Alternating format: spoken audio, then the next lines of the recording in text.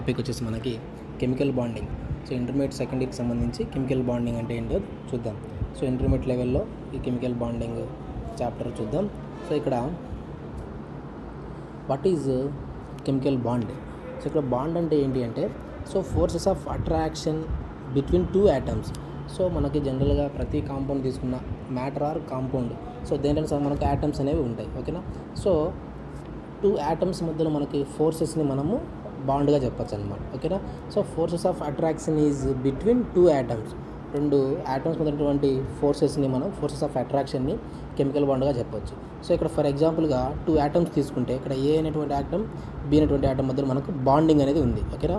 So ఈ బాండ్ని మనము వాటి మధ్య మనకు అట్రాక్షన్ ఫోర్సెస్ని మనము బాండ్గా చెప్పడం జరిగింది అనమాట. ఓకేనా.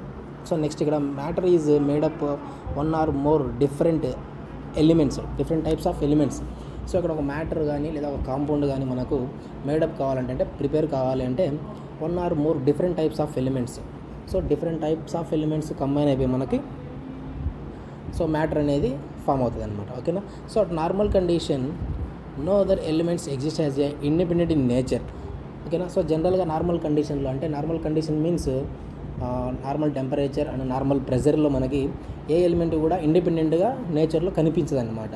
అంటే ఇండిపెండెంట్ కనిపించదు, బట్ ఎక్కువ మోస్ట్ ఆఫ్ ద ఎలిమెంట్స్ అనేవి అన్ని కంబైండ్ ఆర్ బైండ్ అప్ అయి కనిపిస్తాయి అన్నమాట. సో అది ఇక్కడ so except noble gases, only noble gases మాత్రమే మనకు ఇండిపెండెంట్గా ఎన్విరాన్మెంట్లో ఆర్ నేచర్లో కనిపిస్తాయి. సో నెక్స్ట్ ఇక్కడ కెమికల్ బాండింగ్ అంటే ఏందో చూద్దాం. So the attraction forces which holds any constant atoms or ions together is called chemical bond. So attraction forces already మనకు బాండ్ అంటేనే తెలుసు. Attraction forces which holds any constants. So attraction forces ద్వారా ఒక యాటమ్ని ఇంకొక atom hold చేస్తుంది అనమాట. Hold means పట్టుకుని ఉండడం అనమాట. ఓకేనా. So is called chemical bond. So ఇక్కడ టూ యాటమ్స్ తీసుకుంటే అట్రాక్షన్ ఫోర్సెస్ వీటి మధ్య. ఓకేనా. సో ఇక్కడ అసలుకి అంటే ఫస్ట్ ఆఫ్ ఆల్ యాటమ్స్కి డిఫరెంట్ షేప్స్ ఎందుకు ఉన్నాయి, అసలు మాలిక్యూల్స్ మధ్య ఫోర్సెస్ ఎందుకు ఉన్నాయి అనేది చూద్దాం. So why do atom combines, అసలు యాటమ్స్ ఒకదానికొకటి కంబైన్ కావాల్సిన అవసరం ఏముంది అనేది ఈ చాప్టర్లో మొత్తం చూడాల్సి ఉంటుంది. సో ఓన్లీ సెట్ అయిన యాటమ్స్ సెట్ అయిన కాంబినేషన్ ఈజ్ పాసిబుల్. అంటే ఓన్లీ కొన్ని యాటమ్స్ మాత్రమే కొంత పాసిబిలిటీతో మాత్రమే మన కంబైన్ జరుగుతుంది, కాంబినేషన్ అనేది జరుగుతుంది, అంటే కలవడం జరుగుతుంది అనమాట. ఓకేనా. So next formation of molecules. So అసలు ఫార్మేషన్ ఆఫ్ మాలిక్యూల్స్ అంటే అసలు మాలిక్యూల్ ఎట్లా ఫామ్ అవుతుంది అనే దాని టాపిక్ని బేస్ చేసుకొని మనకు 4 థియరీస్ అంటే 4 థియరీస్ అయితే ఉన్నాయి మనకి. సో ఏంటి అంటే first of all Kossel's Lewis approach, valence shell electron pair theory, దీన్ని మనం వెస్పర్స్ థియరీ అని చెప్పొచ్చు. So next valence bond theory, molecular orbital theory.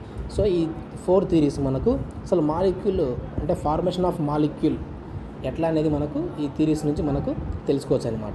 So ఇక్కడ first of all Kossel's Lewis approach. So Kossel's Lewis approach అనేది 1916లో మనకి introduce చేయడం జరిగింది. సో ఇక్కడ దీంట్లో మనం ప్రాస్టులేట్స్ అబ్జర్వ్ చేసినట్లయితే according to Bohr's atomic model atoms contain KLMN shells. So already మనకి అటామిక్ స్ట్రక్చర్లో మనకు అబ్జర్వ్ చేసినట్లయితే Bohr's atomic model, according to Bohr's atomic మోడల్ని అబ్జర్వ్ చేస్తే atoms contain KLMN shells. So ఆ సెల్స్కి మనం KLMN అండ్ సో ఆన్ అనేటువంటి KLM అనేటువంటి నేమ్స్ ఇవ్వడం జరిగింది. So according to Bohr's atomic model. So next Lewis అనేటువంటి scientist by using of KLMN shells are very hard explain to molecule formation. So ఇక్కడ Louis అనేటువంటి సైంటిస్ట్ ఈ according to Bohr's atomic మోడల్ని తీసుకొని అంటే KLMN సెల్స్ అబ్జర్వ్ చేసి అంటే వాటిని ఉపయోగించి ఇక్కడ మాలిక్యూల్ యొక్క ఫార్మేషన్ని చెప్పడం అంత ఈజీ కదని చెప్పినాడు అనమాట. ఓకేనా. సో ఇక్కడ లూయిస్ అనే సైంటిస్ట్ సో ఇక్కడ న్యూక్లియస్ తీసుకొని సో న్యూక్లియస్ పాజిటివ్ చార్జ్, దాని చుట్టూ మనకు ఆర్బిటల్స్ అనేవి ఉంటాయి. సో ఆర్బిటల్స్ ఎలక్ట్రాన్స్ మనకి రొటేట్ అవుతూ ఉంటాయి. ఓకేనా. సో ఇది బోర్స్ అటామిక్ మోడల్ సంబంధించి. సో ఇక్కడ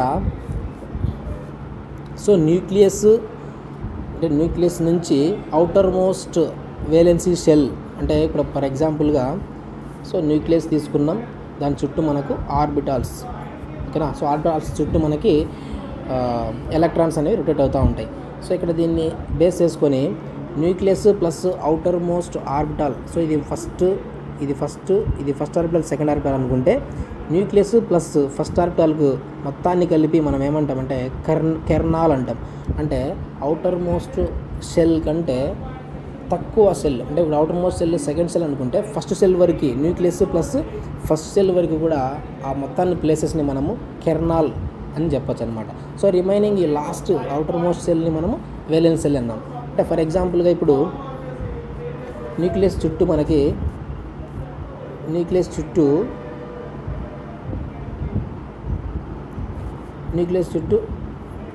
న్యూక్లియస్ ఉంది, దాని చుట్టూ కూడా మనకి 3 ఆర్బిటాల్స్ ఉన్నాయనుకోండి, 3 ఆర్బిటాల్స్.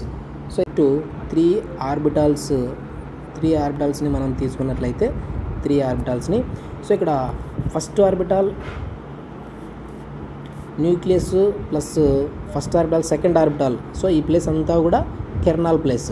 సో ఈ అవుటర్ మోస్ట్ వేలెన్స్ సెల్ మాత్రం దీన్ని మనం వేలెన్స్ సెల్ అని చెప్పడం జరిగింది. ఓకేనా. సో ఎవరు లూయిస్ అనేటువంటి సైంటిస్ట్ ఇక్కడ nucleus plus orbitals, number of ఆర్బిటాల్స్ని except outermost shell or outermost valence సెల్ని తప్పించి రిమైనింగ్ అన్నిటిని మనము కెర్నల్ అన్నాం. సో రిమైనింగ్ సెల్ని మనం వేలెన్స్ సెల్ అని చెప్పడం జరిగింది. ఓకేనా. So only valence cell electron involving in the chemical bond. So ఇక్కడ మనకు కెమికల్ బాండ్ ఫార్మేషన్లో 2 ఆటమ్స్ మధ్యలో మనకు కెమికల్ బాండ్ అనేది ఫామ్ అవుతుంది కదా. సో ఆ కెమికల్ బాండ్ ఫార్మేషన్స్లో ఓన్లీ వేలెన్స్ ఎలక్ట్రాన్స్, ఓకేనా. సో ఓన్లీ వేలెన్స్ ఎలక్ట్రాన్స్ మాత్రమే ఇన్వాల్వ్ అనేది, అంటే వాటి యొక్క ఇన్వాల్వ్మెంట్ అనేది ఉంటుంది అనమాట. సో నెక్స్ట్ వచ్చేసి octet rule. So octet rule అనేది మనకు very important. So octet rule, so electronic configuration of noble gases NS2 NP6 fulfilled orbitals stable. So ఇక్కడ ఆక్టేట్ రూల్ అంటే ఏంటి అంటే అవుటర్ మోస్ట్ ఆర్బిటాల్స్లో ఆక్టేట్ రూల్. ఆక్టేట్ అంటే కనుక 8 ఎలక్ట్రాన్స్. సో ఇక్కడ మనము నోబెల్ గ్యాసెస్కి ఎలక్ట్రానిక్ కాన్ఫిగరేషన్ చూస్తే NS2 NP6 Nobel gas electronic configuration, outer most electronic configuration NS2 NP6. ఇక్కడ 2 ఎలక్ట్రాన్స్, ఇక్కడ 6 ఎలక్ట్రాన్స్. 2 + 6 = 8 ఎలక్ట్రాన్స్. సో ఓకేనా. సో అవుటర్ మోస్ట్ ఆర్బిటాల్లో 8 ఎలక్ట్రాన్స్ ఉండడాన్ని మనం ఆక్టేట్ రూల్ అని చెప్పొచ్చు. ఓకేనా. సో ఈ ఫుల్ఫిల్గా ఉన్నట్లయితే, సో ఎలక్ట్రాన్స్ ఫుల్ఫిల్గా ఉన్నట్లయితే వాటికి స్టెబిలిటీ ఎక్కువ అనమాట. సో కాబట్టి ఇక్కడ noble gas electronic configuration observe చేస్తే ఎక్సెప్ట్ హీలియం, సో రిమైనింగ్ అన్ని నోబెల్ గ్యాసెస్ మనకు ఆక్టేట్ రూల్ని ఫాలో అవుతాయి. ఓకేనా. సో నెక్స్ట్ ఫర్ ఎగ్జాంపుల్గా సోడియం తీసుకుంటే సోడియం యొక్క atomic number 11 1s2 2s2 2p6 3s2 electronic configuration of sodium. So ఇక్కడ మనము సోడియం స్టేబిలిటీ పొందాలి అంటే ఇక్కడ valence electrons, outermost valency ఆర్బిటాల్స్లో 8 ఎలక్ట్రాన్స్ ఉండాలి. కానీ ఇక్కడ మనకి ఎన్ని ఎలక్ట్రాన్స్ ఉన్నాయి టోటల్గా? ఇక్కడ 8 ఎలక్ట్రాన్స్. సో ఇక్కడ సెకండ్ ఆర్బిటాల్ ఇది. సో అవుటర్ మోస్ట్ ఆర్బిటాల్ అంటే ఇక్కడ ఏంటి అంటే 3s అనమాట. 3sలో మనకు ఓన్లీ 1 ఎలక్ట్రాన్ ఉంది. ఇక్కడ ఒకవేళ 3sలో 8 ఎలక్ట్రాన్స్ ఉన్నట్లయితే మనకు అప్పుడు ఈ సోడియం అనేది సో స్టేబిలిటీగా ఉంటుంది. సో కాబట్టి ఇక్కడ ఓన్లీ 3 ఎలక్ట్రాన్స్ మాత్రమే ఉన్నాయి కాబట్టి సోడియం అనేది అన్స్టేబుల్. సో ఇక్కడ మనం సోడియంని బాగా అబ్జర్వ్ చేస్తే సోడియం స్టేబుల్ కావాలి అంటే ఏం చేయాలి అంటే సోడియంకి రూల్ ఏంటి, స్టేబిలిటీ పొందాలంటే రూల్ ఏంటి అంటే అవుటర్ మోస్ట్ ఎలక్ట్రానిక్ కాన్ఫిగరేషన్ అంటే NS2 NP6 ఎలక్ట్రానిక్ కాన్ఫిగరేషన్ ఉండాలి. సో దానికోసం అని ఇక్కడ మనకు 3s1 ఎలక్ట్రాన్ అనేది రిమూవ్ చేయాలి. అంటే Na+, అంటే ప్లస్ మీన్స్ ఒక ఎలక్ట్రాన్ లాస్ కావాలన్నమాట. So Na+ only 10 electrons 1s2 2s2 2p6. ఇప్పుడు మనము Na+ యొక్క electronic outermost electronic configuration observe చేస్తే NS2 NP6 ఇక్కడ మనకు ఆక్టేట్ రూల్ని ఫాలో అవుతూ ఉంది. అవుటర్ మోస్ట్ ఎలక్ట్రాన్స్లో NS2 NP6 ఒక ఎలక్ట్రాన్ లాస్ అయిందనమాట. ఓకేనా. So noble gas electronic configuration పొందింది కాబట్టి ఇక్కడ Na+ అనేది Na కంటే stability. So next chlorine observe చేస్తే chlorine 1s2 2s2 2p6 3s2 3p5 chlorine atomic number 17.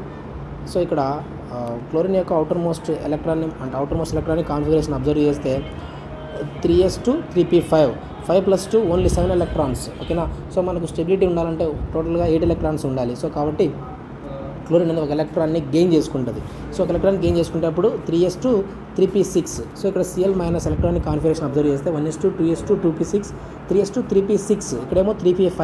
So ఒక ఎలక్ట్రాన్ తక్కువగా ఉంది కాబట్టి, ఎందుకు ఒక ఎలక్ట్రాన్ తక్కువగా ఉందంటే వాటి యొక్క స్టెబిలిటీ ఆక్టేట్ రూల్ని ఫాలో కావాలంటే ఒక ఎలక్ట్రాన్ తక్కువగా ఉంది కాబట్టి ఆ ఒక ఎలక్ట్రాన్ని గెయిన్ చేసుకొని stable electronic configuration or noble gas electronic కాన్ఫిగరేషన్ని తీసుకుంటాయి అనమాట. సో ఇది మనకు octet rule. So octet rule టోటల్గా ఏంటంటే outer most electronic configuration NS2 NP6 అంటే అట్లా ఉన్నట్లయితే ఎలక్ట్రానిక్ కాన్ఫిగరేషన్ అది స్టేబుల్గా ఉంటుంది. So next Kossel's Lewis approach. ఇక్కడ కొసెల్స్-లూయిస్ అప్రోచ్ మనం అబ్జర్వ్ చేస్తే Kossel's Lewis approach Lewis symbols so Lewis అనే సైంటిస్ట్ లూయిస్ సింబల్స్ని ఇంట్రొడ్యూస్ చేయడం జరిగింది. వీటినే మనం లూయిస్ డాట్ స్ట్రక్చర్స్ అని చెప్పచ్చు అనమాట. Lewis dot structures explained by outermost orbital electrons. ఈ లూయిస్ డాట్ స్ట్రక్చర్ని మనము వేలెన్స్ ఎలక్ట్రాన్స్ని బేస్ చేసుకొని రాయాల్సి ఉంటుంది. సో ఇక్కడ ఫర్ ఎగ్జాంపుల్గా లిథియం తీసుకుంటే లిథియం యొక్క atomic number 3 1s2 2s1. Next beryllium 1s2 2s2. ఇక్కడ లిథియంలో valence electrons only 2s1, only 1 electron.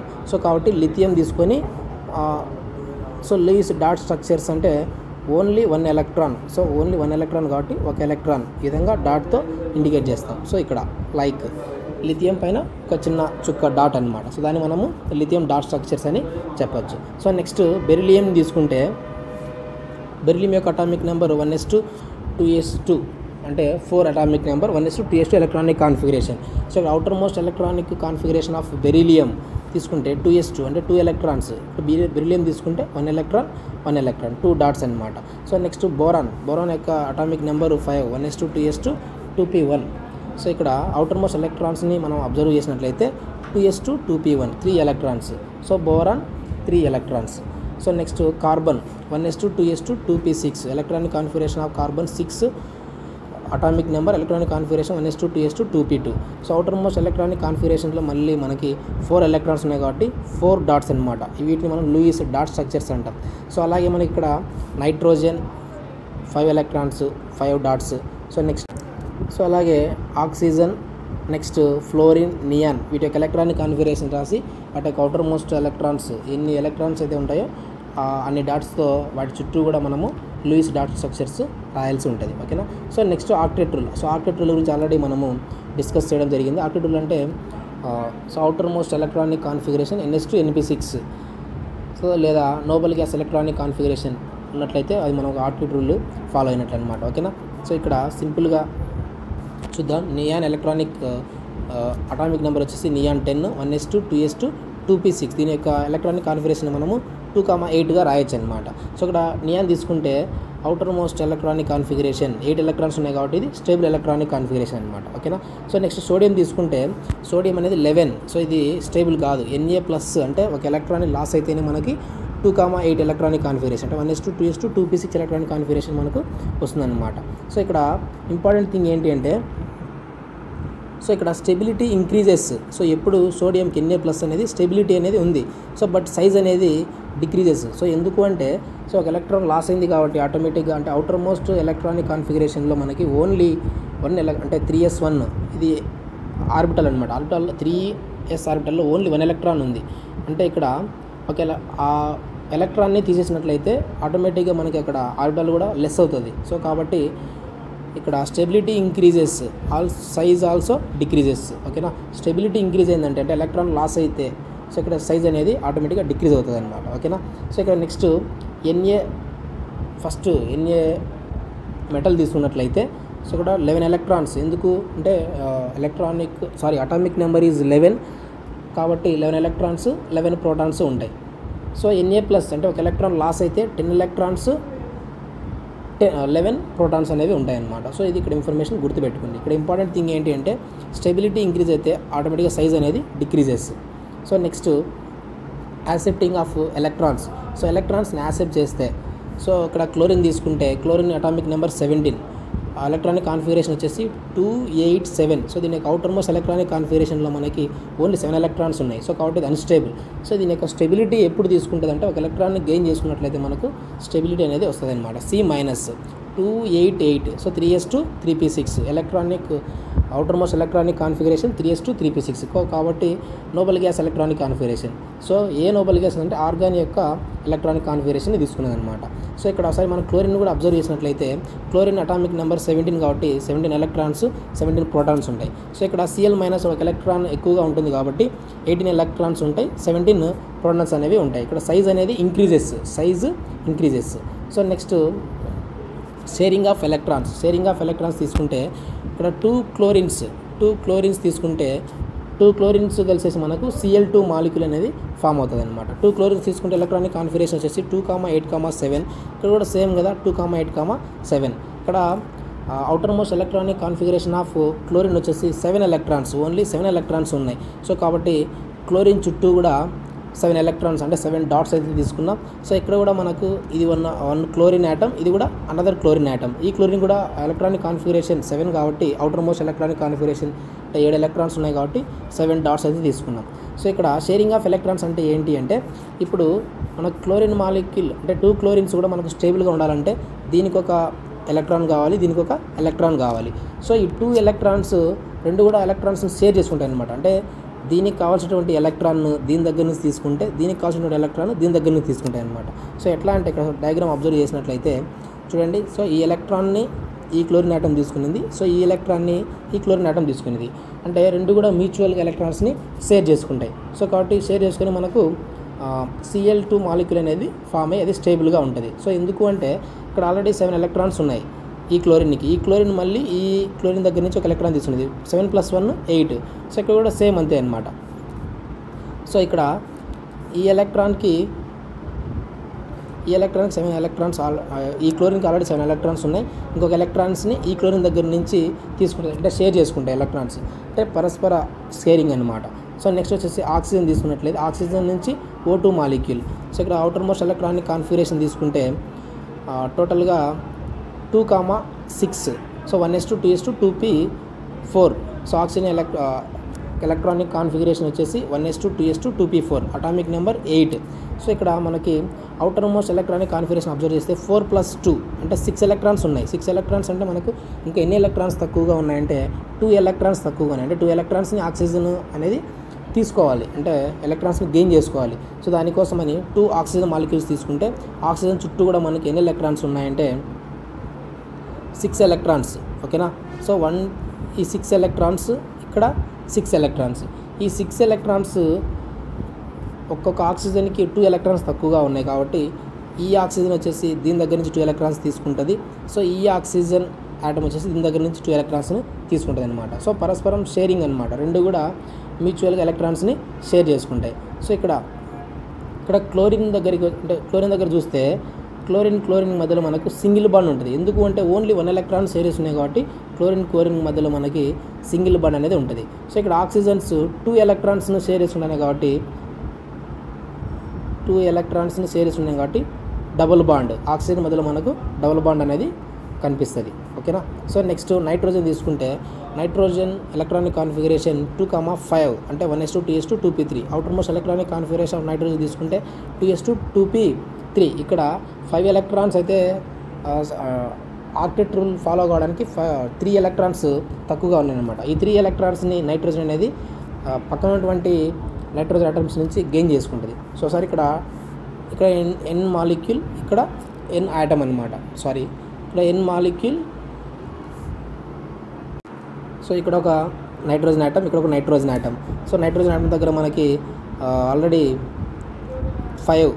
ఓకేనా. సో 5 ఎలక్ట్రాన్స్ అయితే ఉన్నాయి. సో ఈ 5 ఎలక్ట్రాన్స్ ఒక్కొక్క నైట్రోజన్ దగ్గర 5 ఎలక్ట్రాన్స్ లూయిస్ డాట్ స్ట్రక్చర్ రాసినట్లయితే ఇక్కడ 5 ఎలక్ట్రాన్స్, ఇక్కడ 5 ఎలక్ట్రాన్స్. ఈ 5 ఎలక్ట్రాన్స్లో ఒక్కొక్క నైట్రోజన్కి 3 ఎలక్ట్రాన్స్ అవసరం. సో ఎందుకు అంటే స్టెబిలిటీ పొందడం కోసం. సో ఇక్కడ ఫస్ట్ నైట్రోజన్ అబ్జర్వ్ చేస్తే ఈ ఫస్ట్ నైట్రోజన్ అనేది సెకండ్ నైట్రోజన్ నుంచి 3 ఎలక్ట్రాన్స్ని తీసుకుంటే ఈ సెకండ్ నైట్రోజన్ అనేది ఫస్ట్ నైట్రోజన్ దగ్గర నుంచి 3 ఎలక్ట్రాన్స్ తీసుకొని రెండు కూడా ఎలక్ట్రాన్స్ షేర్ చేసుకొని స్టెబిలిటీ అనేది పొందుతుంది అనమాట. సో నైట్రోజన్ దగ్గర 3 ఎలక్ట్రాన్స్ షేరింగ్ కాబట్టి నైట్రోజన్ మధ్యలో మనకు in between nitrogen triple bond అనమాట. సో ట్రిపుల్ బాండ్ అనేది ఉంటుంది. సో నెక్స్ట్ కార్బన్ అబ్జర్వ్ చేస్తే అటామిక్ నెంబర్ వచ్చేసి కార్బన్ 6, 1s2 2s2 2p2. దీని యొక్క ఎలక్ట్రానిక్ కాన్ఫిగరేషన్ వచ్చేసి 2,4 అంటే అవుటర్ మోస్ట్ ఆర్బిటాల్లో మనకి 4 ఎలక్ట్రాన్స్ ఉన్నాయి. అంటే ఇక్కడ 4 ఎలక్ట్రాన్స్. సో ఇక్కడ 4 ఎలక్ట్రాన్స్ తీసుకున్నట్లయితే దీనికి స్టెబిలిటీ రావాలంటే 2 ఎలక్ట్రాన్స్ని లాస్ అన్నా కావాలి. అంటే అవుటర్ మోస్ట్ ఆర్బిటాల్లో 2 ఎలక్ట్రాన్స్ అన్న ఉండాలి, లేదా 8 ఎలక్ట్రాన్స్ అన్న ఉండాలి. 8 ఎలక్ట్రాన్స్ కావాలంటే 4 ఎలక్ట్రాన్స్ని గెయిన్ చేసుకోవాలి. ఓకేనా. సో కాబట్టి ఇక్కడ 2 ఎలక్ట్రాన్స్ లాస్ కావాలి అంటే ఎక్కువ ఎనర్జీ కావాలి. 4 ఎలక్ట్రాన్స్ని గెయిన్ చేసుకోవాలంటే గెయిన్ చేసుకోవాలంటే ఇక్కడ నెంబర్ ఆఫ్ ఎలక్ట్రాన్స్ వచ్చేసి 10 ఎలక్ట్రాన్స్, 6 ప్రోటాన్స్ అనేది మనకు కార్బన్లో జనరల్గా ఉంటాయి.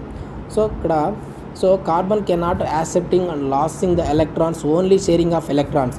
సో ఇక్కడ కార్బన్ అనేది ఎలక్ట్రాన్స్ లాస్ కావడానికి ఇష్టపడదు, at the same time electrons gain చేసుకోవడానికి కూడా ఇష్టపడదు అనమాట. So only